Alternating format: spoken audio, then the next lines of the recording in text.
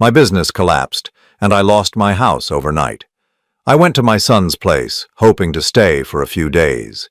He said, "Dad, my wife isn't comfortable having you here." That night, I slept in my car. The next morning, a butler called me. He said his employer, a dying billionaire, had requested to see me before signing his will. "I'm glad to have you here. Follow my story until the end and comment the city you're watching from, so I can see how far my story has reached." I never imagined that at 62 years old, I would be sitting in my car in a McDonald's parking lot, trying to figure out where I was going to sleep that night. The smell of French fries mixed with the musty odor of my old Honda, and I couldn't help but laugh bitterly at the irony. 3 months ago, I had an office on the 15th floor of a downtown building. Now I was counting the $7.38 in my wallet, wondering if that would be enough for a cup of coffee and maybe a burger. The collapse happened so fast I still can't fully process it. 35 years building Hartwell construction from nothing, and it all disappeared in a matter of weeks. The lawsuit from the Morrison project was the final nail in the coffin. When their foundation cracked due to soil issues we couldn't have predicted, they came after us with everything they had. My insurance company found a technicality to deny coverage, and suddenly I was facing a $2 million judgment I couldn't pay. I lost the business first, then the house. The bank didn't care about my decades of perfect payment history. Numbers on a spreadsheet don't have feelings, and mine were all in the red. I managed to salvage a few $1,000s from the sale of my tools and equipment, but that money went fast. Rent, food, gas, the basic necessities that I'd taken for granted for so long. That's how I ended up at Michael's door on a Tuesday afternoon, holding a single suitcase and what remained of my pride.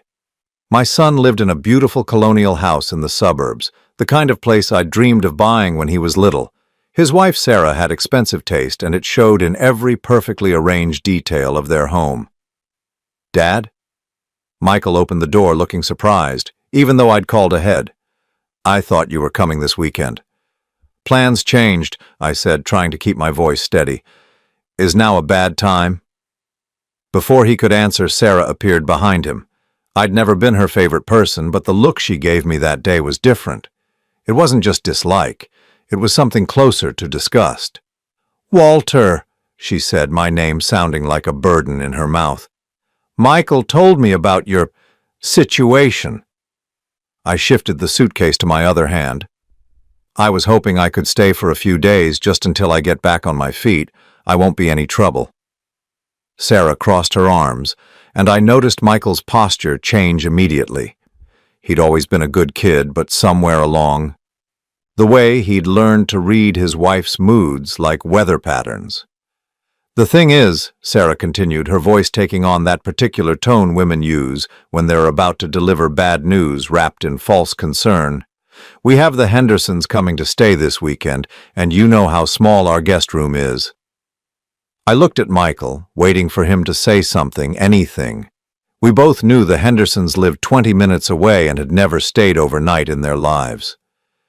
"Maybe there's a motel nearby," Michael said finally, not meeting my eyes. "Something temporary until you figure things out." Standing there on their doorstep, I felt something break inside me that had nothing to do with money or houses. This was my son, the boy I'd taught to ride a bike, helped with homework, cheered for at every baseball game, the man I'd put through college even when it meant taking on extra debt. "I see," I said quietly. Sarah's expression softened just enough to look sympathetic. "It's not that we don't want to help, Walter. It's just that this is such a difficult time for everyone. Michael's been so stressed about work, and I'm dealing with my mother's health issues. We barely have the emotional bandwidth to handle our own problems." Emotional bandwidth.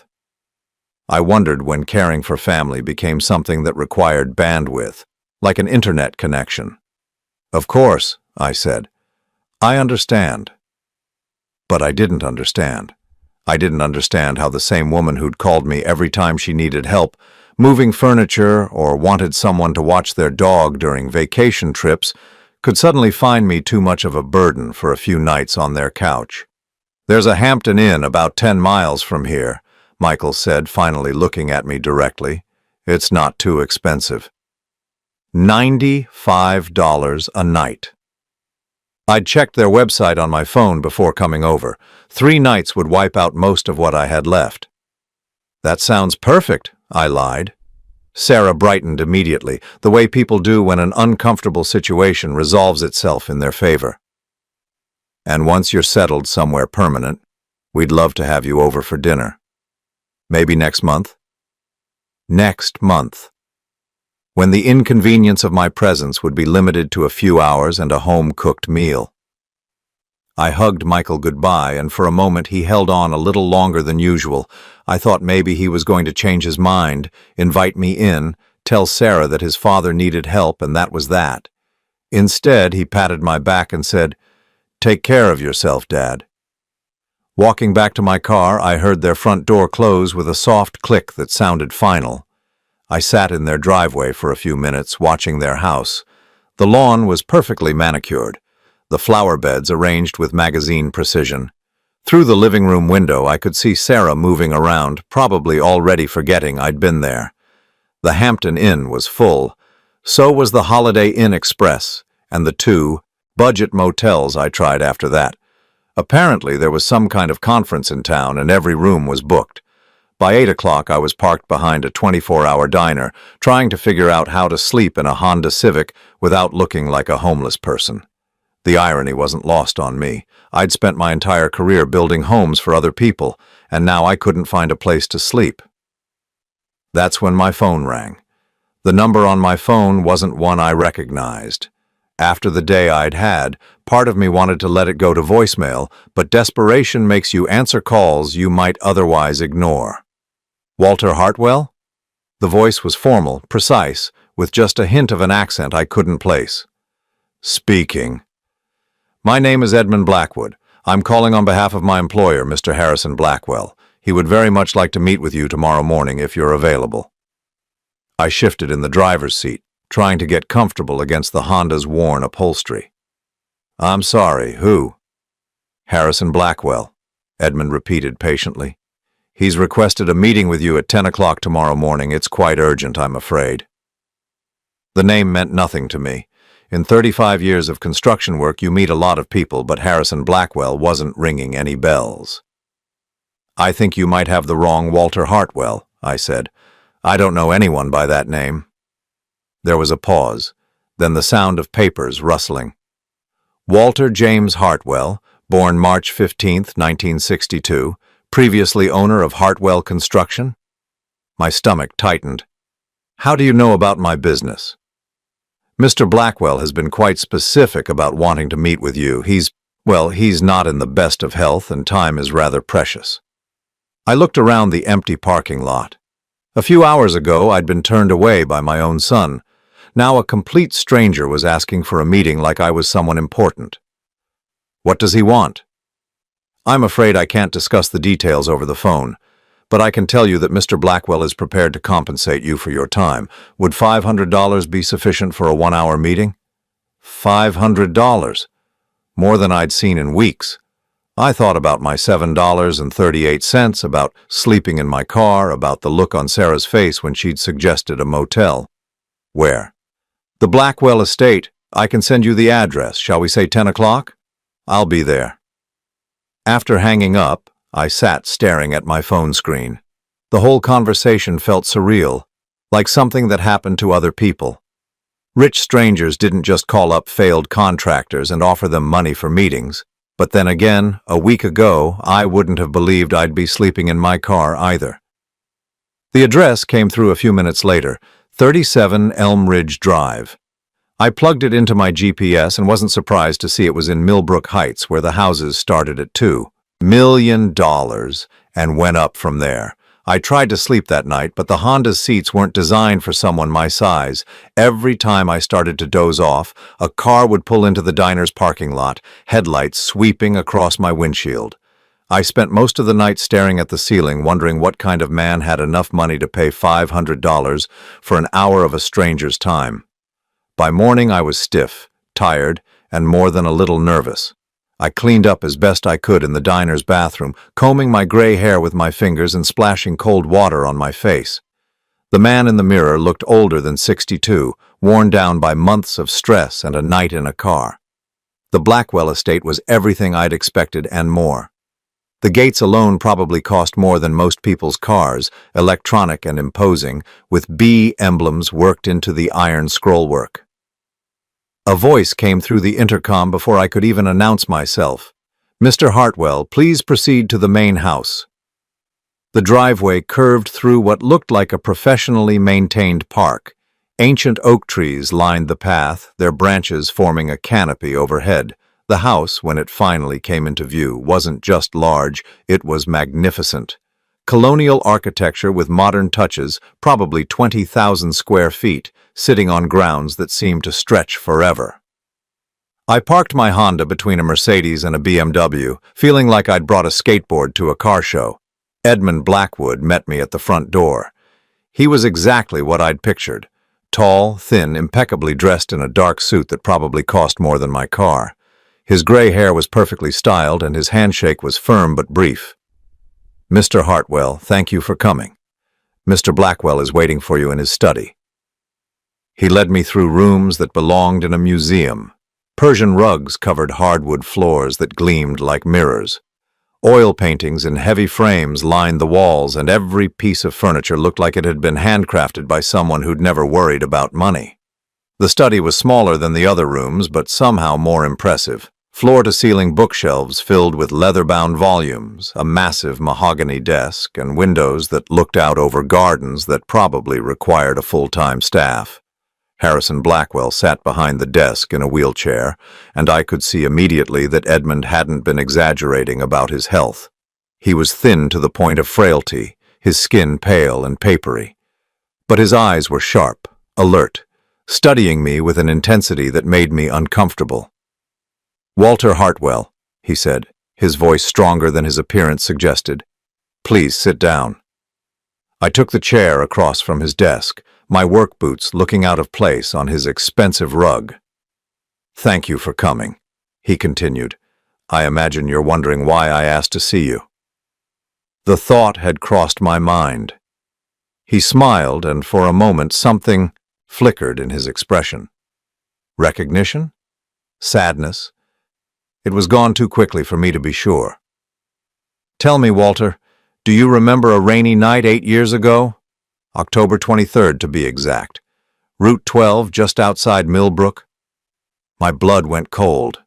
I hadn't thought about that night in years, had tried not to think about it, but suddenly I was right back there, rain pounding on my windshield, the curve coming up too fast, the headlights in the wrong lane. "How do you know about that?" Harrison Blackwell leaned forward in his wheelchair, his pale hands folded on the desk. "Because, Walter, I was in the other car." The words hit me like a physical blow. I gripped the arms of the chair, my heart pounding as that night came flooding back in vivid detail. The rain, the screech of brakes, the sickening sound of metal against metal. I'd tried so hard to forget, but some memories refused to stay buried. "You were—" I started, then stopped. My mouth had gone dry. Harrison nodded slowly. "The BMW that went through the guardrail. Yes, that was me." October 23rd, 8 years ago. I'd been driving home from a job site, exhausted after a 14-hour day trying to finish a kitchen renovation before the weekend. The rain had started around sunset and hadn't let up. Route 12 was always dangerous in weather like that with its sharp curves and steep drops, but I'd driven it 1,000 times. I was coming around the bend near Miller's Creek when I saw the headlights. They were in my lane, coming straight at me. The BMW was hydroplaning, completely out of control. I had maybe 2 seconds to react. "You swerved," Harrison said quietly, watching my face. "You could have stayed in your lane. The impact would have been head-on, but the other driver would have taken most of the damage. Instead, you swerved right into the guardrail." I remembered the decision, if you could even call it that. It was pure instinct. See danger, avoid it. I yanked the wheel hard, right, sending my truck into a skid that carried me straight into the metal barrier. The guardrail had held barely, but my truck was totaled. "You went through the rail," I said, the memory becoming clearer. "Down into the creek." 20 feet down, Harrison confirmed. "The car landed upside down in 3 feet of water. The impact knocked me unconscious." I closed my eyes, seeing it again. After my truck had come to a stop, I'd sat there for a moment, dazed, checking to see if anything was broken. That's when I'd heard the splash from below, seen the headlights pointing up through the rain. You climbed down, Harrison continued. The embankment was muddy, steep. You fell at least twice, I'm told. By the time you reached my car, it was filling with water. The details were coming back now, sharp and clear. The BMW had been crumpled like a tin can, driver's side down in the creek. Water was pouring in through the broken windows. I'd waded in, soaking myself to the waist in freezing October water. The door was jammed, I said softly. You broke the passenger window with a rock, cut your hands doing it. Then you pulled me out through the opening. I remembered that part vividly. Harrison had been unconscious, a dead weight, blood running from a gash on his forehead. Getting him through that window and up the embankment had been one of the hardest things I'd ever done physically. By the time I'd dragged him to the road, my back was screaming and my hands were torn up from the broken glass. The ambulance came, Harrison said. You rode with me to the hospital, stayed until my wife arrived. The doctors said if I'd been in that water for another few minutes. He didn't finish the sentence. He didn't need to. You saved my life, Walter. I shifted uncomfortably in the chair. Anyone would have done the same thing. Harrison's laugh was bitter. Would they? The police report said 3 other cars passed the scene before you arrived. 3 people who saw my headlights in the creek and kept driving. I hadn't known that. After that night, I'd tried to put the whole thing behind me. My insurance had covered the truck. I'd been unhurt except for some cuts and bruises, and I'd gone back to work the next Monday like nothing had happened. Why didn't you ever contact me? Harrison asked. After that night, I mean. You never called, never came by the hospital. I thought about how to explain it. It wasn't my business. You were alive, that's what mattered. I figured you had your own life to get back to. My own life, Harrison repeated, and there was something in his voice I couldn't identify. Do you know what I was doing that night, Walter? Why I was driving in weather like that? I shook my head. I was running away, from my wife, from my business, from everything. I'd just found out that my company was about to be investigated for fraud, environmental violations that could have sent me to prison for 20 years. I was scared, panicked, and I was driving to the airport to catch the first flight out of the country. The room fell silent except for the ticking of an antique clock on the mantelpiece. The accident changed everything, Harrison continued. While I was recovering, my lawyers found a way to clean up the mess. The investigation went away, the charges were dropped. By the time I was back on my feet, I had a second chance. He reached into his desk drawer and pulled out a thick manila folder. I built this empire because of that night, Walter. Because you gave me the chance to make things right. Blackwell Industries is worth $800 million today. I own real estate in 12 states, manufacturing facilities in 6 countries. All of it exists because you pulled me out of that creek. My head was spinning. I don't understand why you're telling me this. Harrison opened the folder and spread several documents across his desk. Because I'm dying, Walter. Pancreatic cancer. The doctors give me 2 months, maybe 3. And before I go, I need to settle my debts. He pushed one of the documents toward me. It was covered in legal language I didn't understand, but I could make out enough to see dollar amounts with a lot of zeros. This is my will, Harrison said. As of yesterday, you are the sole beneficiary of my estate. I stared at the paper, the words not making sense. What? Everything, Walter. The house, the business, the investments, all of it goes to you. That's... I struggled to find words. That's impossible. You have a family, children? Harrison's expression darkened. I have a son who hasn't spoken to me in 5 years.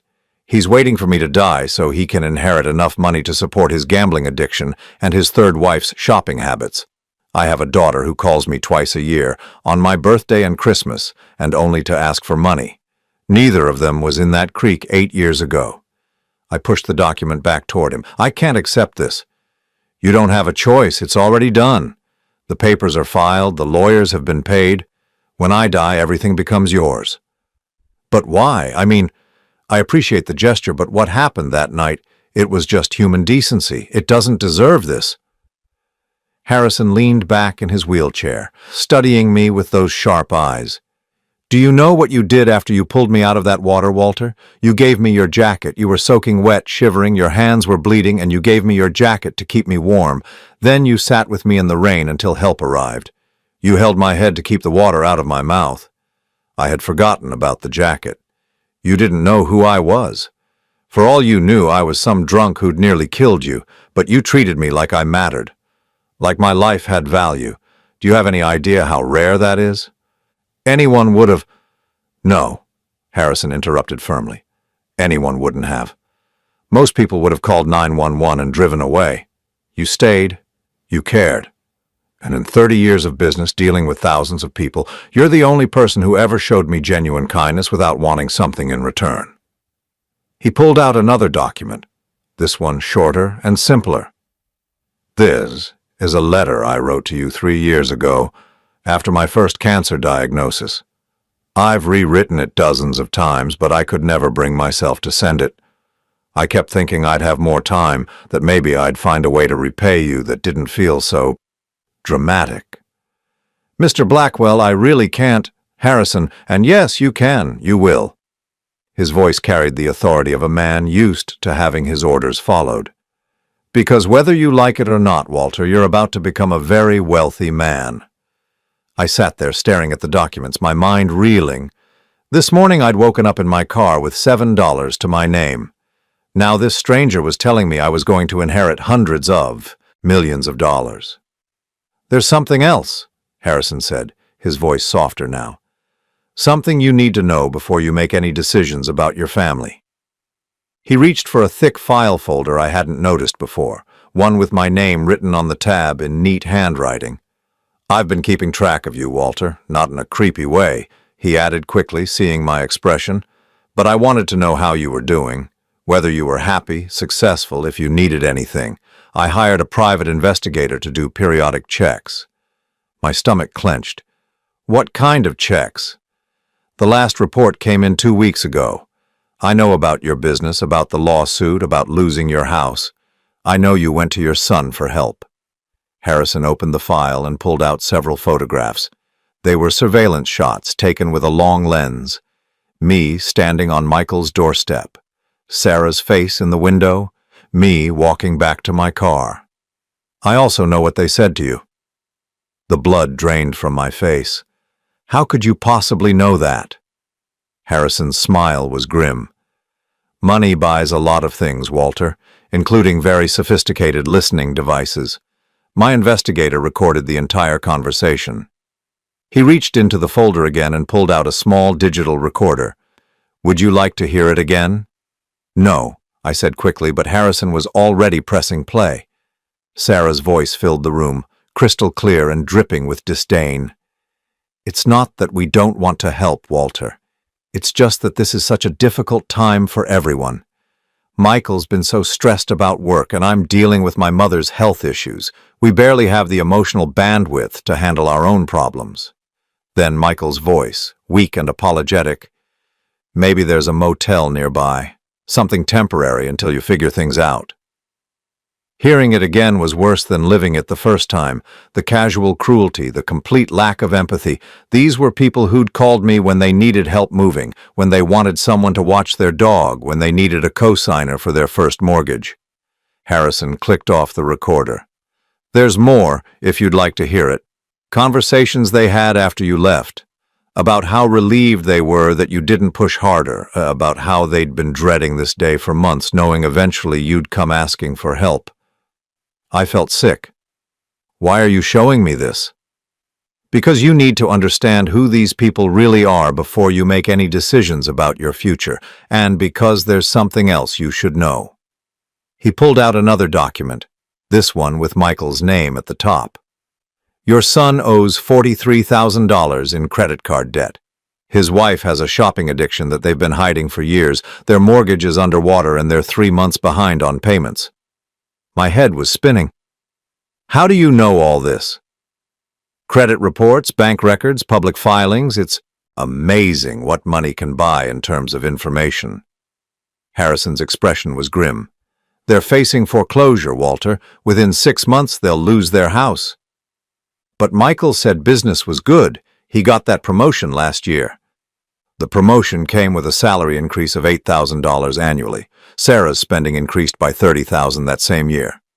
Harrison showed me a spreadsheet covered in numbers. She spends more on clothes in a month than most people make. I stared at the papers, trying to process what I was seeing. They're broke. Worse than broke, they're drowning, and they know it. Then why wouldn't they help me? If they understood what it was like to struggle. Harrison's laugh was bitter. Because admitting they had financial problems would have meant admitting Sarah was wrong, and Sarah is never wrong. It was easier to paint you as the irresponsible one, the father who should have planned better. The room felt like it was closing in on me. Everything I thought I knew about my son's life was a lie. The beautiful house, the expensive cars, the perfect suburban existence. It was all built on debt and denial. "There's more," Harrison said gently. "Conversations between your son and his wife about you, about your financial situation." He pressed play on the recorder again. "He's probably expecting us to bail him out," Sarah's voice said. "I mean, that's what parents are for, right? To clean up their children's messes?" "Dad's not my child," Michael replied, but his voice was uncertain. "Might as well be. He's always been impractical. Who starts a construction business without planning for economic downturns? It's like he never learned how to be a real adult." Michael's voice again. "Maybe we could help him with a small loan." "With what money, Michael? We can barely cover our own expenses. Besides, he made his choices. He had 35 years to save for retirement, to build a safety net. It's not our fault he didn't." "But he's my father, and I'm your wife. Your primary responsibility is to me and our future children, not to some old man who couldn't manage his own life properly." The recording stopped. I sat there in silence, feeling like I'd been punched in the stomach. Future children. They'd been talking about having kids while simultaneously discussing how I was too much of a burden to help. "How long have you had this?" I asked. "The recording?" 2 days. My investigator sent it right after it happened." Harrison leaned forward in his wheelchair. "Walter, I want you to understand something. Your son didn't refuse to help you because he couldn't. He refused because she told him to, and he chose her opinion over his father's welfare. I thought about Michael as a little boy, how he used to follow me around job sites wearing a tiny hard hat I'd bought him, how he'd beamed with pride when I taught him to use a level, how he'd called my work building dreams. When had that admiration turned into resentment? "She's been working on him for years," Harrison continued, apparently reading my thoughts. "I have recordings going back 8 months. Little comments about how you're too dependent, too emotional. How successful men don't let family drama interfere with their goals." "He used to call me every Sunday," I said quietly. "When did that stop?" Harrison consulted the file. 14 months ago, right around the time Sarah started her campaign to help Michael establish healthy boundaries with toxic family members. Toxic. My own son thought I was toxic. "She's very good at it," Harrison said. "Manipulation, I mean. It's subtle, gradual. She never directly said he shouldn't help you. She just made him feel guilty for wanting to, made him think that caring about his father was a sign of weakness." I buried my face in my hands. 35 years of being a good father, of putting Michael's needs first, of working extra hours to pay for his college, his wedding, the down payment on his first apartment, all of it erased by a woman who saw me as competition for her husband's loyalty. "Why are you telling me this?" I asked. "I mean, I appreciate the money, the will, but why the investigation? Why dig into my family's dirty laundry?" Harrison was quiet for a long moment. "Because 8 years ago you showed me what real character looks like. You risked your life for a complete stranger, and you never asked for anything in return. I've spent these past years watching you, and I've never seen you deviate from that character, not once." He gestured toward the recorder. "But I also wanted to make sure you understood what you're dealing with, because what's about to happen next is going to test every relationship you have." "What do you mean?" I mean that when I die, which will be very soon, and when this will become public knowledge, your family is going to suddenly become very interested in reconciliation. They're going to come to you with tears in their eyes, talking about how sorry they are, how they made a mistake, how much they love you. I felt a chill run down my spine. Sarah will probably even suggest that her behavior was caused by stress, by worry about Michael's job security. She'll make herself the victim of circumstances beyond her control, and Michael will stand there nodding, believing every word. You think they'll try to get the money? I don't think it, Walter. I know it. Because I've seen this before. Money changes everything, and everyone around you will suddenly remember how much they care. Harrison pulled out one more document. This one sealed in an envelope with my name on it. This is a letter I want you to read after I'm gone. It contains some additional information about your family, some things I discovered that will help you make informed decisions about your future. What kind of things? The kind that will make it very clear who you can trust and who you can't. Harrison's expression was sad. I'm sorry, Walter. I know this isn't what you wanted to hear, but you deserve to know the truth before you have to make any choices. I took the envelope, noting how heavy it felt in my hands. How long do I have? I asked. Before days, maybe a week. The doctors aren't sure. Harrison smiled, and for the first time since I'd arrived, it looked genuine. But I'm not afraid. I've made my peace with everything, settled my debts, including the one I owed you. You don't owe me anything. I owe you everything. His voice was firm. And now you'll have the resources to build whatever kind of life you want, without having to depend on people who see you as a burden. As I left the Blackwell estate that afternoon, I drove past my son's house. Michael's car was in the driveway, and I could see him through the living room window, probably getting ready for dinner. A normal evening in what looked like a normal life. But now I knew the truth about what was behind that perfect facade. The debt, the lies, the casual cruelty, and soon I'd have to decide what to do with that knowledge.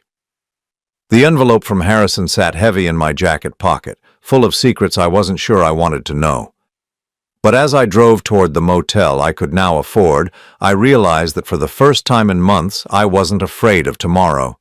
I was angry, and that felt surprisingly good. Harrison Blackwell died on a Tuesday morning exactly 5 days after our meeting. I got the call from Edmund while I was having breakfast at the diner where I'd been eating most of my meals. The funeral was private, he said, just immediate family. I wasn't invited, which was fine by me. I'd said my goodbyes already. The will reading was scheduled for the following Friday. Edmund had insisted I attend, even though I already knew what it contained. He said there were additional documents Harrison wanted distributed, things that couldn't be handled through normal legal channels. I spent those intervening days in a strange kind of limbo. I'd upgraded from sleeping in my car to a decent motel room, but I didn't dare make any major plans. Part of me still couldn't believe this was real. Maybe Harrison had changed his mind at the last minute. Maybe his family would contest the will. Maybe I'd wake up tomorrow and find out it had all been some elaborate mistake. But Friday morning came, and Edmund called to confirm the appointment. The law offices of Pemberton Hayes and Associates occupied 3 floors of a downtown building that screamed old money, the kind of place where the furniture was older than most people and the secretaries spoke in hushed, reverent tones. I arrived 15 minutes early, wearing the only decent suit I owned. It was 5 years old and didn't fit quite right anymore, but it was clean and pressed. The receptionist directed me to a conference room on the 20th floor, where floor-to-ceiling windows offered a view of the city that probably cost more per square foot than most people's entire apartments. I wasn't alone. Harrison's son, Richard, sat at one end of the massive mahogany table, looking like he'd rather be anywhere else. He was younger than I'd expected, maybe 35, with his father's sharp eyes but none of his presence. His suit probably cost more than my car, and his watch caught the light in a way that suggested serious money. His sister, Amanda, sat across from him, checking her phone with the bored expression of someone who considered this whole proceeding a waste of her time. She was beautiful in the way that money makes possible: perfect hair, perfect makeup, clothes that fit like they'd been made specifically for her body. Neither of them acknowledged my presence when I walked in. The lawyer, James Pemberton, was exactly what central casting would have ordered for this role. Gray-haired, distinguished, expensive suit, and the kind of voice that suggested generations of prestigious education. He spread several folders across the table and cleared his throat. "We're here today for the reading of the last will and testament of Harrison Maxwell Blackwell," he began, his tone formal and impersonal.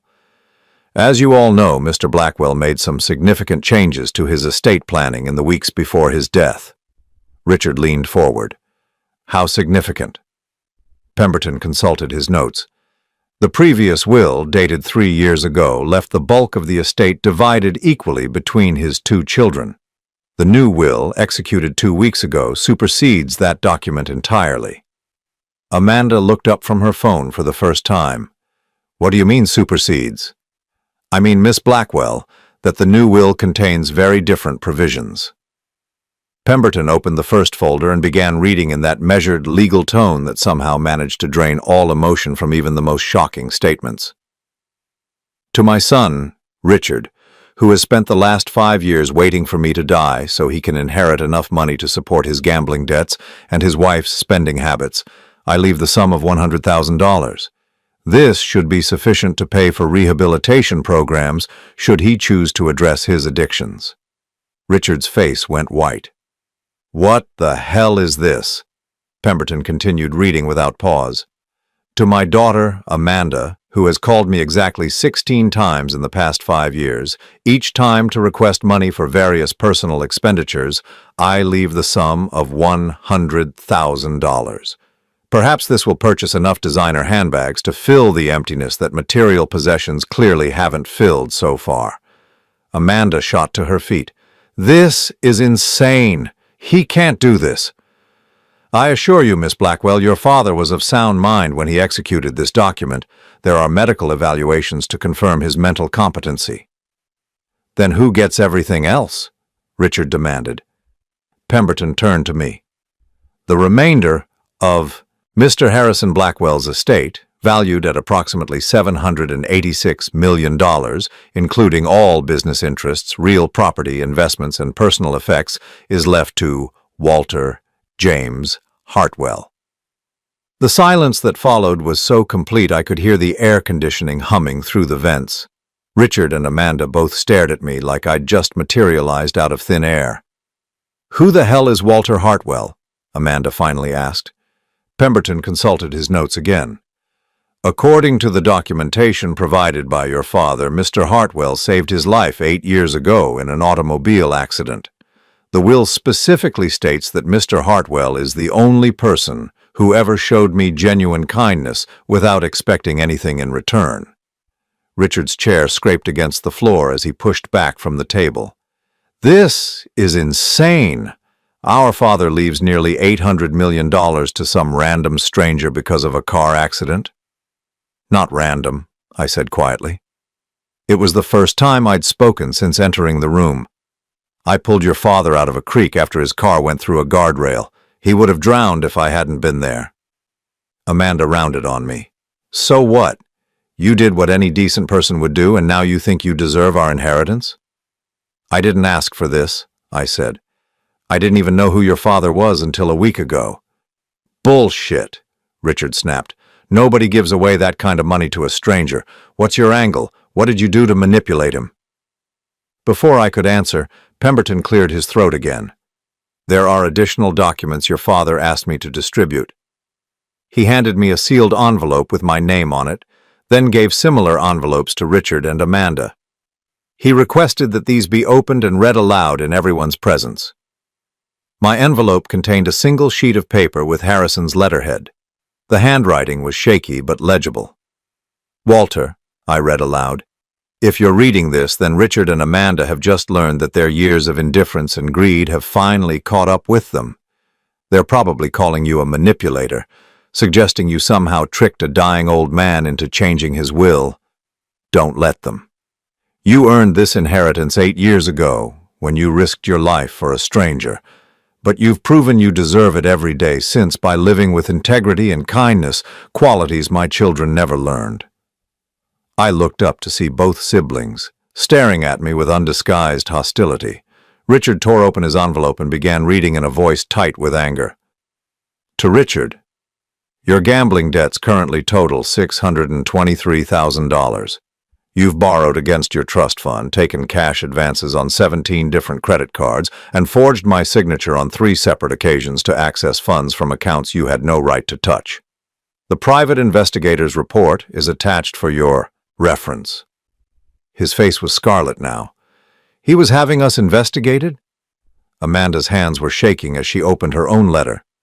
To Amanda, in the past 3 years, you've spent over $400,000 on clothes, jewelry, and cosmetic procedures while claiming to be a struggling artist. You've never sold a single painting, never held a job for more than 2 months, and you've been living off money you've been stealing from the household account for years.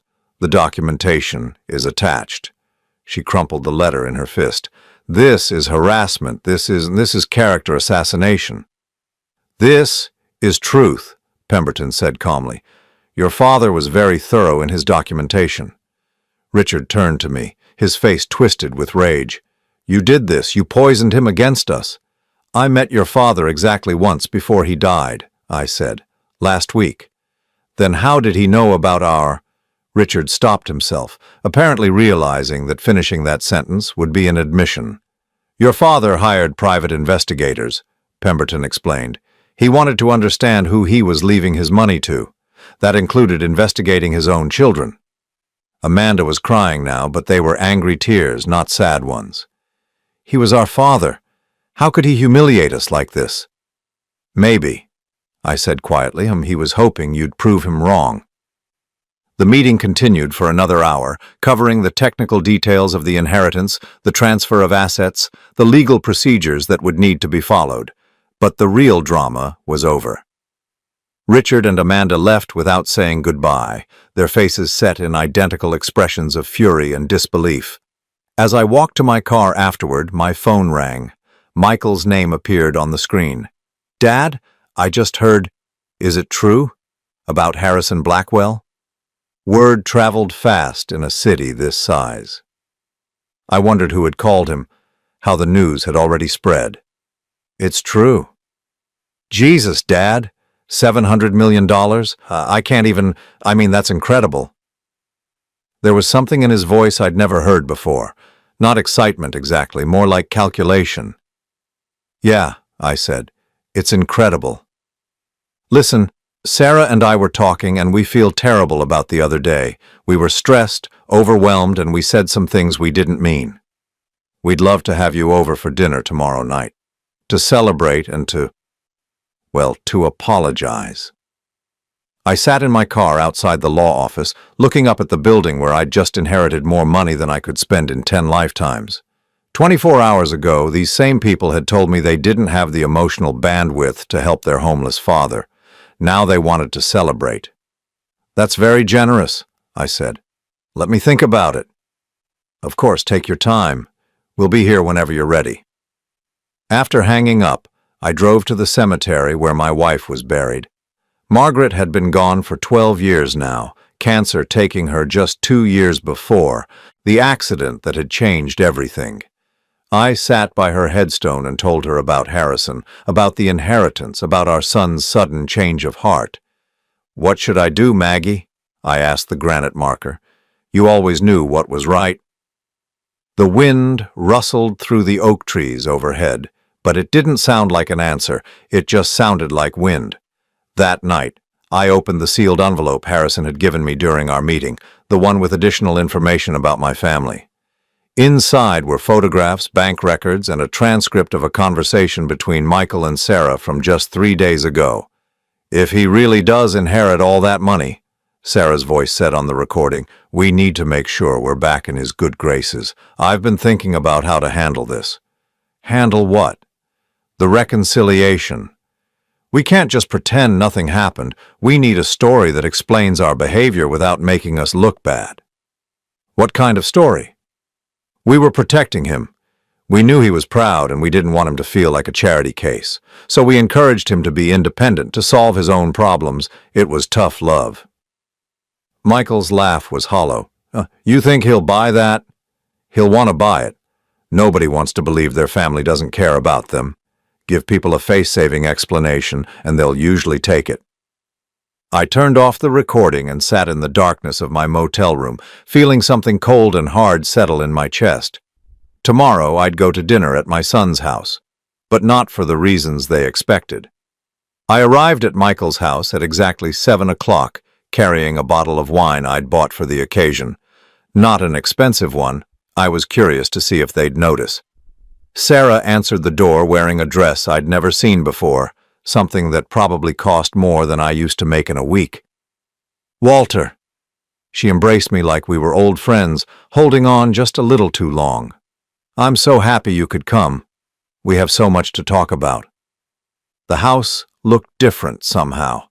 Cleaner, more organized, like they'd spent the day preparing for an important guest. The dining room table was set with their good china, candles flickering in crystal holders. It was the kind of effort they'd never made for regular family dinners when I was just their broke father.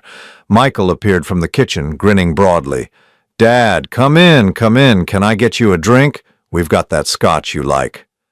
I'd never expressed a preference for any particular scotch, but I didn't correct him. "Just water for now," I said. Sarah took my arm, guiding me toward the living room. "We thought we'd sit and talk before dinner. There's so much catching up to do." We settled into their expensive furniture, and for a few moments nobody spoke. They kept glancing at each other, some kind of silent communication I wasn't supposed to notice. "So," Michael finally said, his voice carefully casual, "this inheritance thing, that's really something." "It is." $700 million, Sarah said, shaking her head in apparent amazement. "I can't even imagine having that kind of money. What are you going to do with it all?" "I haven't decided yet." Another glance between them. Sarah leaned forward, her expression earnest. "Walter, before we go any further, Michael and I need to apologize for the other day. We handled that situation terribly." "We were stressed," Michael added quickly. "Sarah's mother has been having health problems and my job has been crazy. We weren't thinking clearly." Sarah nodded vigorously. "The truth is, we were trying to protect you. We knew how proud you are, how independent. We thought if we offered to help right away, you'd feel like a charity case." "It was tough love," Michael said, using exactly the phrase from the recording. "We wanted you to know we believed in your ability to bounce back." I took a sip of my water and studied their faces. They looked so sincere, so concerned. If I hadn't heard the recording, I might have believed them. "That's very thoughtful," I said. "We've always believed in you, Dad. You raised me to be strong, independent. We just wanted to honor that." Sarah reached over and squeezed my hand. "Family is the most important thing in the world. We never want you to doubt that we love you." "Of course," I said. "Family is everything." They both relaxed visibly. Sarah smiled, the kind of radiant expression she usually reserved for when she got her way about something. "So tell us about this Harrison Blackwell," she said. "What was he like?" I described my meeting with Harrison, leaving out the parts about the surveillance and the recordings. I told them about the accident, about pulling him from the creek, about how grateful he'd been. "You saved his life," Michael said, pride evident in his voice. "Of course he wanted to reward you." "It's like something out of a movie," Sarah added, "the hero getting his just reward." Dinner was elaborate, prime rib, expensive wine, all of my supposed favorite foods. They asked questions about my plans, offered suggestions about investments and financial advisors. Sarah mentioned a charity she supported, something about children's literacy, and how wonderful it would be if I wanted to get involved. "Philanthropy is so important when you have means," she said. "It's a way of giving back, of making a difference." "We could help you set something up," Michael offered. "Sarah has connections in the nonprofit world." After dinner, we moved to the living room for coffee. That's when Sarah brought out the photo album. "I was going through some old pictures," she said, settling beside me on the couch. "Look at this one. It was from Michael's wedding day, all of us smiling at the camera. We look so happy," she said softly. "Family is everything, isn't it?" She turned the pages, showing me pictures from holidays, birthdays, graduations, all the moments when we'd been together, when everything had seemed normal. "I know we haven't been as close as we should be," Michael said. "Life gets busy, people get caught up in their own problems. But at the end of the day, we're family. That's what matters." Sarah closed the album and looked at me with tears in her eyes. "I hope you can forgive us, Walter, for not being there when you needed us. We want to do better." "We want to be a real family again," Michael added. I set down my coffee cup and smiled at them. "I appreciate that, I really do." "So we're okay?" Sarah asked hopefully. "Oh, we're fine," I said. "In fact, I have something for you." I reached into my jacket pocket and pulled out 2 envelopes, handing one to each of them. "What's this?" Michael asked. "Open them." Sarah tore hers open first. Inside was a cashier's check for $25,000. Michael's contained the same amount. "Dad, what's this for?" Michael asked, staring at the check. "It's a gift," I said. "From someone who understands what it's like to be struggling financially." They both looked confused. "Struggling?" Sarah said. "We're not struggling." I pulled out a folder I'd been carrying and set it on the coffee table. "Actually, you are.